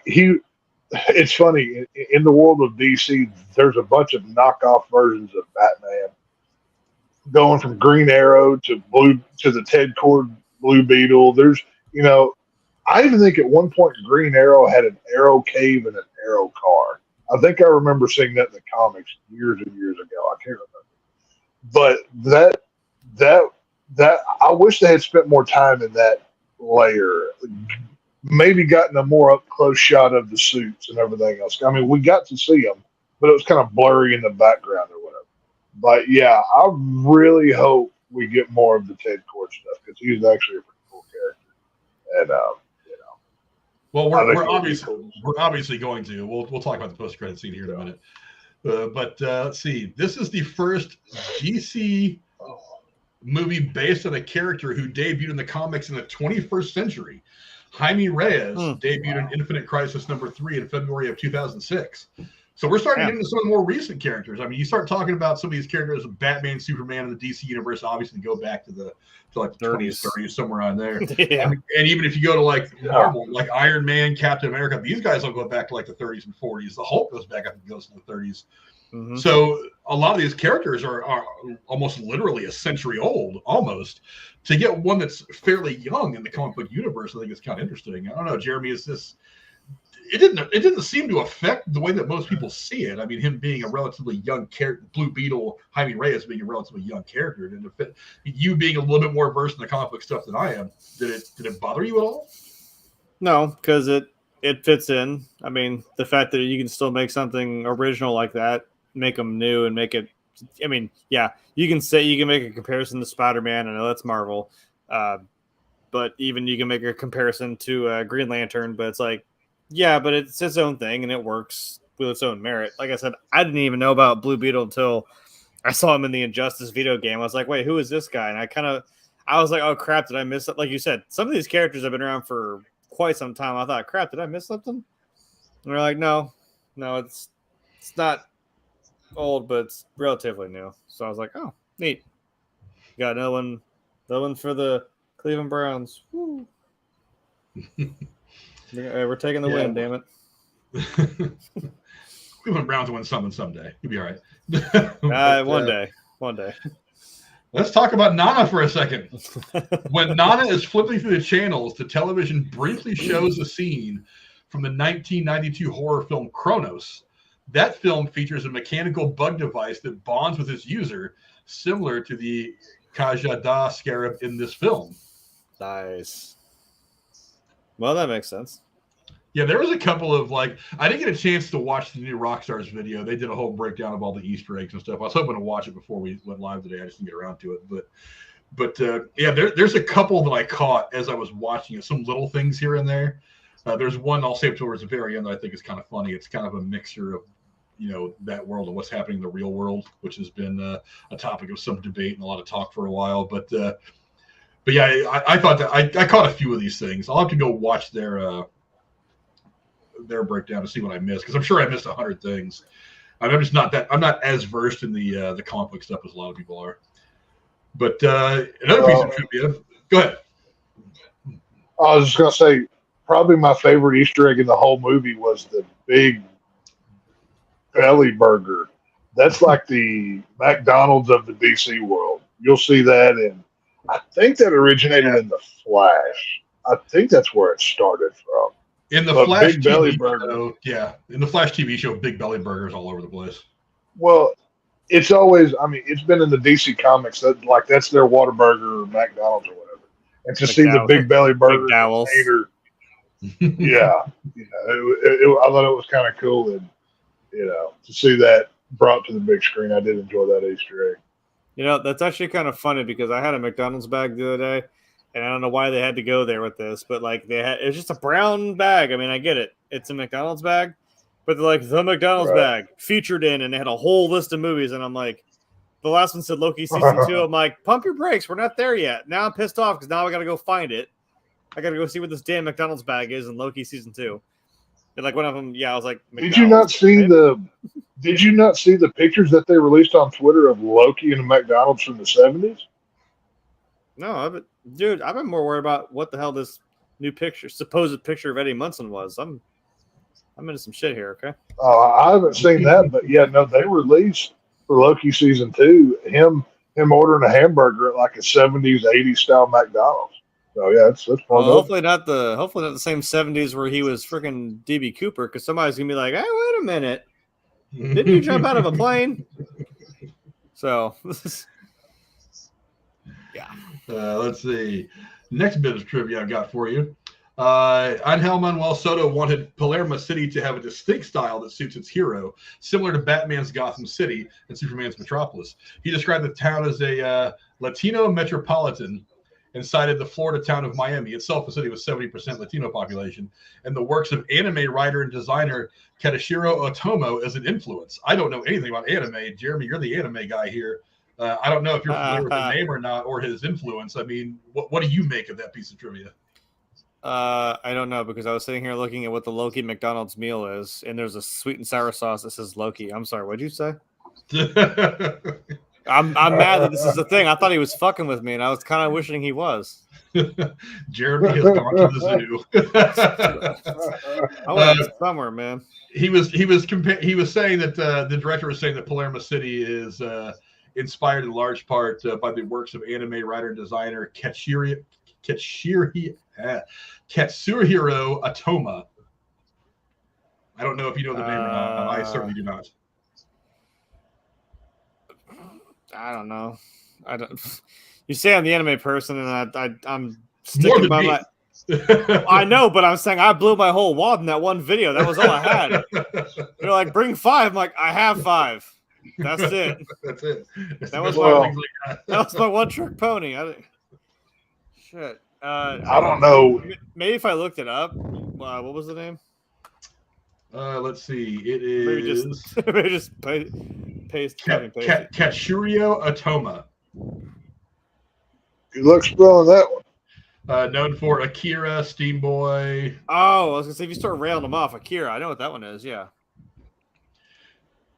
You know what? The downtown area of the city does look a lot like Akira. I was gonna say Akira. I've seen the movie. I can. Yeah. So you said Akira. I'm like, I see the city now. Actually. Oh shit! What was it? I pointed something out when I saw that cityscape. No, maybe it was I saw the Gotham shirt, and then it cut to a scene like the next day when he went to go get the job. But I saw an Ace Chemicals building. I was like, I see what you did. Did you see LexCorp? I didn't see LexCorp. I just saw the Ace Chemicals, and I freaked out a little bit. I caught it. There's a LexCorp building somewhere in the city. I miss LexCorp. I didn't see that. Okay, well, I caught one. I wish I could have seen that one. I actually noticed it, ironically enough, because I was looking for like Wayne Enterprises. I was like, I wonder. I was trying to scan. Yeah. Does Wayne have? Assuming that's Wayne just kind of Tower? like a version of Miami. I was like, is there a Wayne Tower, a Wayne building somewhere there? Because I figure he's got more than one building. But outside of Gotham, anyway. Wayne Tower in every corner of the world. Yeah, but there's a lot of David Cronenberg love going on this channel. Ángel Manuel Soto described the Scarab transformation as David Cronenberg for kids. I can see that. It was very. I liked the visual nature of that. It was interesting to see the burning I was just like, this looks like a transformation, not unlike, others that I've seen, like we just did American Werewolf in London. It looked like a painful transformation, which I thought was interesting. But I don't know, Tex, what do you think about that? Is that a fair comparison to make to Cronenberg? Yeah, well, it fits. Considering every time, think about it. How much money is this guy going to spend on clothes going forward? Because if at any point in time he has to transform, that outfit's done. But at least the Hulk, carried a pack around. Right. He never stayed in one town. This guy, what's he going to do? Carry a suitcase across town all the time? Well, that was my first thought. My first thought was, okay, obviously there's basically like a layer of fire going across his body. How is his hair not catching immediately as that thing goes over his head? But, it is what it is. Superheroes. But, yeah. Don't overthink it. Don't overthink it. Don't overthink it. That's always the key, right? But, the transformation, especially when it first happens, when the scarab is like crawling, and he's like, "Oh, it's inside of me," and it's like, "Okay, well, where did it go inside of him?" Of course, we know where it went, but it is culo. The one, as he said, within that scene is the one part of the George Lopez part of this movie that I actually loved. He's possessed, and he starts doing the sign of the cross, and he's over there praying in the corner, doing all of this nonsense. That part. I didn't mind the humor there. I will give it that part credit. But, the transformation, they couldn't have done this character without modern technology. Cronenberg couldn't have made this 20 years ago. It wouldn't have looked as good. You know what I mean? So, it's a product of its time. I think it works. Also, Rudy's El Chapulín device is named after El Chapulín, Colorado, a 1973 Mexican comedy superhero show whose main character, by the same name, also which translates to the cherry cricket, is an insect-themed hero just like Blue Beetle. Well, there you go. The cherry cricket. There you go. I need to hook up some Telemundo so I can go find some of this old school 70s. Right. My Nana watched Mexican soap operas every day. Every day. I believe if she wasn't at home watching them and just kind of like doing stuff around the house, at their office in my family's restaurant, there was a TV. And if she was in there doing, work stuff, she had it on the TV in her office at the restaurant every day, every time I saw her. So I'm well versed in the telenovelas, Telemundo, all that stuff. I was well versed in that stuff as a kid. I think the only time I ever turned on Telemundo was to look at the hot women that call for the weather, because they always have some smoking hot women. That's the only time I've ever watched. Oh, their hair! Oh, huge hair, tremendous. Good God, do they have tremendous hair? But yeah. It's like, Tex, what do you care about the weather in Monterrey, Mexico? Nothing. I'm very worried. I had a crush on Anderson I'm very Cooper. worried. Here's a squirrel moment. Okay, so I had a crush on Anderson Cooper from the age of 11, and when I was in high school, in early college years, he was doing the early morning news for ABC News. I had to get up at 4:00 in the morning, and I would put the mute button on. I would just watch him for 2 hours, staring at his beautiful face. So Anderson Cooper's a handsome man. I'm not getting Anderson Cooper's a handsome man. Did it break your heart to find out that he likes the same thing that you do? No. Well, I didn't know that till years later, but his eyes have been known to be called like a national treasure. So, what can I say? Here's a little text. This is bad. Here's a little something about Texas. In the comics, the Reyes family lives in El Paso, Texas.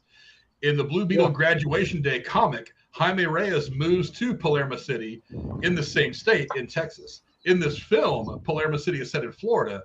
However, the Reyes home is set on El Paso Street, named in the movie for their original Texas home. Texas represented. Yeah. There you go. I saw the El Paso street sign, and the first thing that came to mind was the Marty Robbins song, "Out in the West Texas town of El Paso." Like, that's the first thing that came to mind when I saw that street sign. But yeah, no, it was, they got their Easter eggs and they got their nods in the right places. Credit where it's due. Yeah, there was one point in the movie where a cord shoulder tries to run away, only for Jaime to whip him back, yelling, "Get over here!" Similar to Scorpion and fellow warfighters from Mortal Kombat. Additionally, the two universes crossed over in the game Mortal Kombat versus DC Universe back in 2008. Yeah, true. Yeah. I caught that. I thought not to forget, right before that scene, he uses Thor's hammer too. Like, let's also not leave that one. That was kind of fun. Anyway, let's see. That's why I couldn't turn it off. Okay, sorry, I had a small hiccup in my production. I moved something I shouldn't have moved. Let's see. While there are only a few references to other DC characters, Jaime does wear the Gotham Law hoodie representing Batman. Also, a LexCorp Superman tower can be seen in the downtown scape with Cord Tower.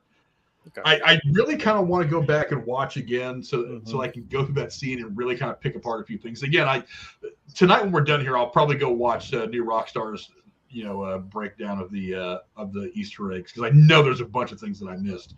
But I do think the Easter eggs are going to be kind of interesting. Once I figure out what all of them were, I think it's going to be kind of interesting. But we talked a lot about Nana Reyes, the badass Mexican revolutionary.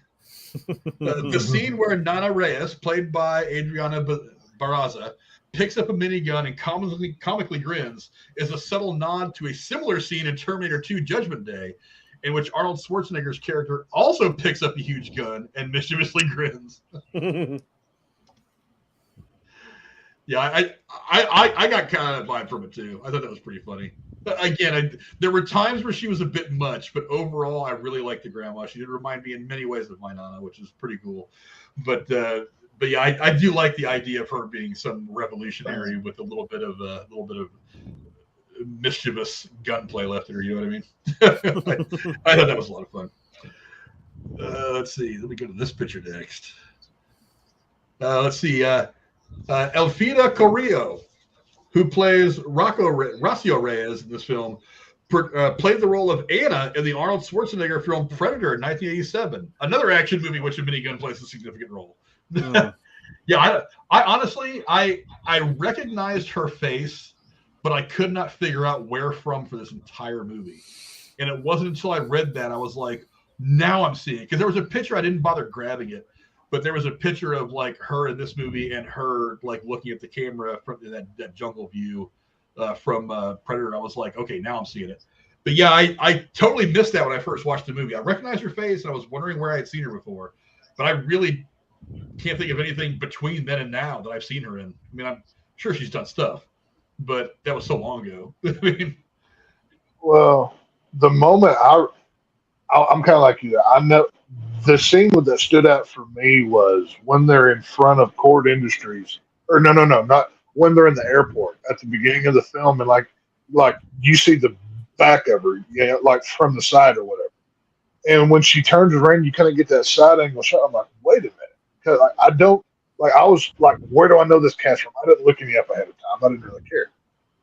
I was like, I know this face, and it took me like 2 hours of digging, and then finally somebody had an article that said, oh yeah, she was also in Predator. So yeah, I kind of stumbled upon it as well. But yeah, it's a cool callback to one of the most awesome action films of all time. I mean, who doesn't love Predator? Come on, man. It's easily the top 5 Arnold Schwarzenegger movies. He's put out some bangers. So to say that movie's in the top 5, I think that means a lot. I can't think of one I like better, honestly. I think it's number 1 for me. I don't know. If I had to think about it real quick, I would say I kind of like Commando a little better, but I mean they're pretty close. Let's see, the Terminator movies. Of course, Terminator 2. Terminator 1 and 2. Yeah. I don't know. That's probably a whole other video on its own. And it's been a while since we've done like a top 5 of any one actor. Maybe that's something we can do for shits and giggles one day. Maybe Arnold Schwarzenegger will be the next one of those that we do. Cool. But one more interesting piece of trivia. I don't know if you guys probably didn't catch this or not. I didn't catch it in the movie because my Spanish is not as good as it should be. I'm the one Mexican person who doesn't speak very good Spanish, but I'm going to try to catch this next time I watch it. We in the news most of the last year has been Elon Musk buying Twitter, which is now X or whatever. I mean, that whole saga. They Still did say Twitter.com, just saying. Well, yeah, it's still Twitter until whatever. But while the TV is on in Jaime's house early in the movie, it is spoken in Spanish. A piece of news that Bruce Wayne has bought Twitter. Really? God damn it. That is fucking hilarious. That's an insult to Bruce Wayne. Where? I know we all want to assume that Elon Musk is the so-called Bruce Wayne of our actual world, but no. Yeah, all I'm saying is he hasn't built the Iron Man suit yet, so I'm not giving it that much love. He hasn't built the Iron Man suit yet. Hang on, wait a minute. I'm saying. In The Dark Knight, didn't Batman create a social network that was in everybody's cell phone where he could monitor them through that with? Well, wasn't that the whole point of why? Network? It was a sonar thing that It was. Sonar. Yes, but you get what I'm applying here. It was a technology within people's phones where he could use the sonar to monitor them, much like you do with Twitter, X, whatever you want to call it. Kind of funny. I don't know if it was a social network as much as it was malware, or maybe some kind of whatever. You're telling me that what's the difference? One, you can send a tweet out on the other one. They both steal your information. They're the same thing. Come on, man. He was doing the same thing the social media companies do, only he wasn't doing it under the guise of social media. He was just straight up stealing it. He was just straight up stealing your data for the purposes of finding the Joker. Yeah, he was just trying to find him. So it wasn't like when all was said and done, he was going to release that to the world, all open source code, and let them have fun with it and build whatever infrastructure out of it. He was doing it to spy on people, essentially. So it was 100% not illegal. Yeah. Immoral, yeah. I mean, ends justifying means. You can make that argument, but I mean, even the lawyer tried to say like, "I got you," and Morgan Freeman's like, "Okay, well, have fun with that, buddy." Yeah, you're not going to get that. But in the end, he gave Morgan Freeman the power to unplug it and undo the whole thing, and he did it. Yeah. So I mean, it was not abused at the end of the day. So if there's a silver lining to that whole cloud, that's what it is. It was not used. But that seems like a good place to start wrapping things up. Let's give us I'll get you guys' final thoughts before we get out of here. I'll start with you, Tex. Final thoughts on Blue Beetle. What do you think of the film? Good cast. There's a bright future for a lot of the people in this film. A generic film, not one that I'm really looking forward to watching again. But obviously, a lot of people had fun with it, and at the end of the day, that's really what's most important about a movie is that it entertain you or not. So, if you like it, you like it. God bless you. Yeah, Jeremy, how about you? Final thoughts on Blue Beetle before we get out of here. I'm also hoping that this is the start of something great for once, because we have ran and tripped and fallen on our faces so many times. So for this movie that was much fun as it was, I hope we're in the right direction. Go Browns or whatever. Go sports team. Yay, sports team. Go sports ball. Go sports ball. Yay, sports ball. Let's go to you next, Lady Cora. Quick final thoughts on Blue Beetle. What do you think of the film overall? I will say, after this discussion, I might like it more than I did when I initially saw it. But overall, I wouldn't own it.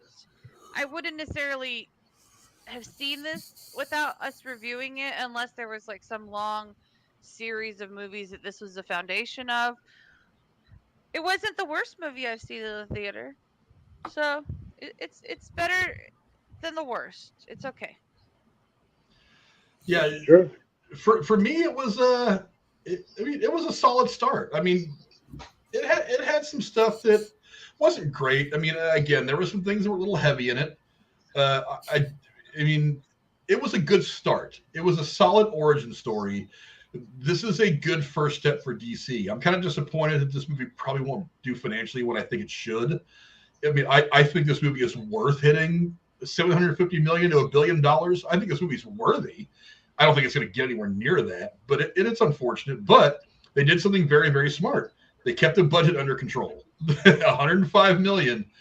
You can make a good movie for $105 million. I hope the rest of Hollywood figures this out, and I hope that DC works with smaller budgets. You don't have to spend $250 or $300 million in every movie. I think if you concentrate more on the characters, more on the story, and get some great storytellers involved in this, you're going to come out with a great movie like you did here. I think that's the important thing. But I think it's a solid start for the new DCU. I think that Gunn-Safran probably are making a very wise move in allowing this to kind of work its way into what their plans are for the DCU moving forward. I know that they said that this movie was kind of separate from the rest of the DCEU anyway, that it wasn't going to be like really steeped in everything we've already gotten from it. So yeah, I'm just glad that they give this movie a chance in theaters. It would have been really disappointing for them just to dump this on HBO Max. I mean, sure, I could have saved myself the cost of a movie ticket to go see it, but to be honest, I was happy to pay. At the end of the day, I was happy to have paid full price to see this movie. It didn't bother me at all. I thought it was good quality. Again, not perfect, but a quality origin story. Something that's going to help DC moving forward a lot.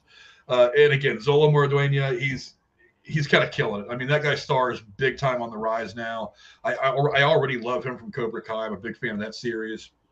I've loved him. I loved him in this. I'm really excited to see what eventually the last series of Cobra Kai, the last season of Cobra Kai is going to give us when it does eventually come out. That's one of the many things that's been put on hold because of the multiple strikes going on in Hollywood right now. But I'm really excited to see what his career does moving forward. I think it's going to be a lot of really cool stuff. I think you do well to go see this movie. It deserves being seen in theaters. The special effects are good. The fight scenes were pretty good. There was a lot of good emotional stuff in it, not just for Jaime Reyes and his family, but you kind of suddenly get attached to one of the villains at the end of the movie. You understand. I loved his kind of face turn at the end, him making the right decision to bring this whole thing to an end. Real quick, post-credit scene. I don't know, Tex, what do you think of the post-credit scene? I mean, the post-credit scene was kind of stupid. I mean, it was a live-action version of the cartoon, but whatever. It was in the movie of the cherry cricket or whatever. But I mean, the mid-credit scene where the computer pops on and Ted Kord is actually trying to send a message through. I mean, what did you think of that real quick before we get out of here? Oh, that was, when I saw that, I was really excited because, like I said, I want the Ted Kord Blue Beetle and the Booster Gold. They have to have him on that Booster Gold show. That is a need in that world, and this is a perfect way to introduce him that, he's not really dead. He's just, he could be lost. Maybe this is how they bring in Booster Gold, is they have to have Booster Gold jump through time to help save Ted Kord or something. This is a way to open up the world, introduce more characters, and I'm looking forward to it. Yeah. What about you, Jeremy? I mean, quick thoughts on the post-credit scene. I agree with George Lopez. That was sexy. Oh, you mean the one that actually meant something? Yeah. No, that's kind of exciting because at least we have something that's like Tex said, that can lean into something else, and that's the direction we can take this character. I mean, whenever the next time we're going to see him is, and whatever we're going to get into. So that'd be a cool thing to bring Ted Kord into this whole deal and really start kicking this character off.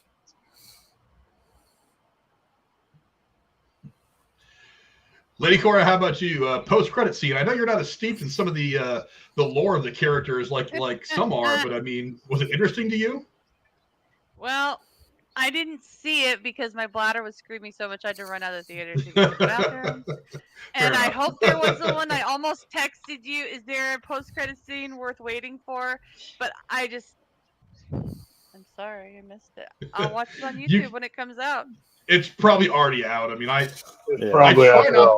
try not to look for the post-credit stuff till after I've seen the movie. What I'll usually do if I think a movie might have one is as the credits start to roll, I'll pull out my phone real quick and be like, this movie post-credit scene. And then there's, I don't know if it's Screen Rant or some other site that I usually am getting sent to, but it'll say yes or no if there is, and if there is, I'll stick around and watch it. If not, I'll just get up and bounce. But yeah, I thought it was interesting. I mean, Tex talked about having Booster Gold. It's already been announced that Booster Gold is going to be a part of this universe at some point. So having Ted Cord around makes sense. I do wonder if we're going to see a prequel where Booster Gold and Ted Cord are doing some stuff that happens before all this. I think it's a possibility. Or maybe Booster Gold coming into the DCU is going to coincide with Ted Cord's return, because he's obviously going to make his way back to the universe that we're in now with Jaime Reyes. So maybe they both kind of come back at the same time, and they're part of fighting Darkseid or whatever the big baddie is going to be for their shared universe. So God, I hope it's Darkseid. I hope it's Darkseid. We had Darkseid and they took him away. I'm so angry. They just haven't got. They just haven't gotten to him yet. But yeah, I don't know. I think it's a quality movie. I think you guys should go check it out. It's a lot of fun. Again, it's a good first step for this new direction for the DCEU. Now, it's not saying that everything else is gonna. It's not gonna be the yellow brick road the rest of the way out. But I mean, this is the first couple of bricks. You know what I mean? That's a good start. That's good for me. I'm optimistic now about what's going on. But let's go and start to wrap this thing up now. I want to thank my amazing co-host for being so wonderful as always. We'll start with the Dowager Countess Lady Cora. Where can the folks at home find you on the internet?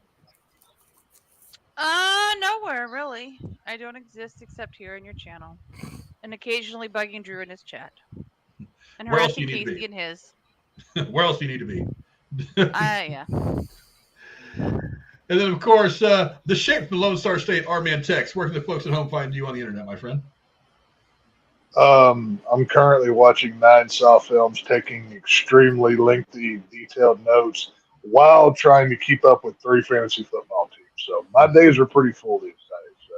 So I'm here when we talk about stuff. That's about it. So. Let's keep Tex distracted. It'll give me one less person I got to deal with in a couple of my fantasy football leagues. So as long as he's distracted, that's going to be an easy win for me a couple of times over the course of the season. No. That I beat you last year. I'll beat you again this year. You just wait. It's going to happen. A blind squirrel finds better every now and again. That's all I'm saying. And to the eventual newlywed, my hetero life mate Jeremy. Where can the folks at home find you, my friend? Yeah, I'm also here on Thursdays, on Tuesdays, Mondays, whatever days end and why. Whenever we're doing stuff. So I am also watching through 9 Saw films, just like Tex said. Yeah. So yeah, I'm just trying. We're putting in the work for you people. Be great. Yeah, we got something kind of exciting coming up. So I'm putting myself through it, and I really mean it in a bad way. I mean, I think I'm about 10 years removed from the last time I tried to watch this. So now I'm watching it. I'm like, okay, I think I make sense. I can make more sense of this now, because I think right now we just watched 6, and I remember like 2 things. I remember the carousel, and I think the beginning trap. So I'm like, okay, I don't remember jack shit else. So now I think I'm flying blind. Just like I told Tex, I will watch the rest of it just for him and just for all of you. But it's worth it in the end. So I can't wait to see what twists and turns come of this. That'll be fun. If anyone saw me constantly looking over here to my left, there's a second monitor here. I know I got all fancy on all of you. Ooh. But I have now ruined 10 Setham's life by getting her into Fortnite. I actually got Brooding Gamer into Fortnite. I'm slow. I know. You're not ruining lives. You're enlightening lives. No, it's Fortnite. He's ruining them. No, Frank knows better too. I know because I'm one of the people that plays Fortnite with. Yeah, I'm like I'm a bad influence. No, we're having a good time over there, and maybe we'll start streaming it, or maybe we'll do something with it. Now I've got this going on. This is kind of nice. This screen right here is a lot bigger because my problem is I can't do it on my TV. So this right here can be my little powerhouse running the stream, and this I can actually look at. It's not going to help me win games, but hey, whatever. I'm probably the one carrying the teams because I got like 100 hours in Fortnite now. So don't be like me, kids. Stay in school, which just started. So yeah, do that with your life instead. But yeah, that's about it. I tried playing Texas Chainsaw. It's actually a lot of fun, by the way, when it works. I've been watching so much gameplay. I love watching it. Like I said, I wish I could have been one of them, but I mean, man, I get it. It's an online only game, and it's a struggle day one. I get it. But yep, if you text first ask me, are there any of those ass shots? I'm like, trust me, when you crawl through a thing, it is all ass in your face. And I was like, oh, whoa. When you're a survivor, at least. I don't know about the killers, but no, it's a fun game. So hopefully I get to play more of that. As for me, you can find me here a couple times a week with this band of not ready for primetime players going over all kinds of movies. Cora says, thanks everybody for being here. Hope to see you again Thursday. Thursday is going to be a bit of a different show. I'll probably get time to warn you guys about that. The fantasy football draft is Thursday. I'll be streaming that, so no review on Jeremy's Thursday. favorite night. Yeah. So I'm not even in the game. I'm not even on the bench. I'm not even in the stadium. No. So Thursday, you'll see me. Tex will probably be on with you, maybe one or two other people. We'll be doing our fantasy football draft on Thursday. So I'll be going live probably a little bit earlier on Thursday. And then Tuesday, back to doing some reviews. I don't know what we're going to be doing just yet. I'll go over the crew with that. But I'll watch Ahsoka by myself. Yeah, we'll be back here on maybe Tuesday we'll just do Ahsoka. I don't know. But you know the key to winning a winning team in the draft. Mike Kell did this a couple years ago in Derailed. You need to recruit in the draft all running backs.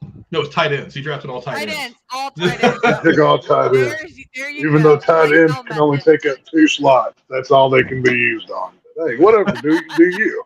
It's fine. It's cool. That's actually a draft strategy in fantasy football. I've heard of people doing it. I've never been in a league where anybody's done anything so stupid. But one of the draft strategies is. Well, yeah, I don't think he meant to do it though. But one of the ideas is that you just draft like all the quarterbacks, and then you'll trade all the quarterbacks to get players you need later because everybody needs at least one, really 2, to cover for the bye week or injuries. So, and then you have a bunch of quarterbacks that people want. So you say, hey, I'll trade you this quarterback for running back. So it is a draft strategy. I would never in a million years do that in a money league. I got to be honest, I would never in a million years do that because I think it's a dick move. But, I mean, whatever. It's a strategy. It's a strategy. And if you want to be that kind of an asshole and play that strategy, then that's all you. But whatever. I'm just happy football's back. Football's back, people. It's almost time. Just a couple more days of college football on Saturdays and NFL on Sundays. European football, right? No, I'm not talking about that communist plot to take over the world. I'm talking about actual football. He's the sport of champions. Actually, you're welcome for that.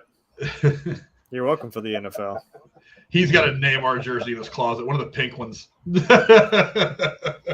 Triangles, baby. Don't make me break out the Cowboys gear. I've already got the A&M hat on. I'm halfway there. We can do this thing. So, it's all good. No, it's spooky season, son. It ain't fucking sports season. It's spooky season. Damn right.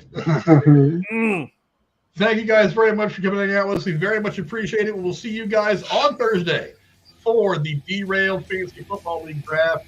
Come and hang out with us. Also, don't forget, we're close. I think we're, 18 or something subscribers away from 500. We're getting closer every day. It's been a good last, 6 weeks. Let's keep it going. Share the stream. Thank you guys very much for helping us out. We very much appreciate it. We'll see you guys next time. Adios. I mean, didn't get to do my Eddie Munson. There's a lot of skin tight stuff on this. I mean, you think they could make one baggy? I mean, at least even Iron Man's armor was kind of bulky. It was kind of tight. We need some fat superheroes. This is what we need. Some morbidly obese superheroes. Was David Harbour not enough for you? Have you not seen the Santa Claus with Tim Allen? He's supposed to be no. Representation matters. I want some transsexual non-Eskimos that are 500 pounds as the next super. You can write that story, Tex. Write it. There's a strike going on. Jump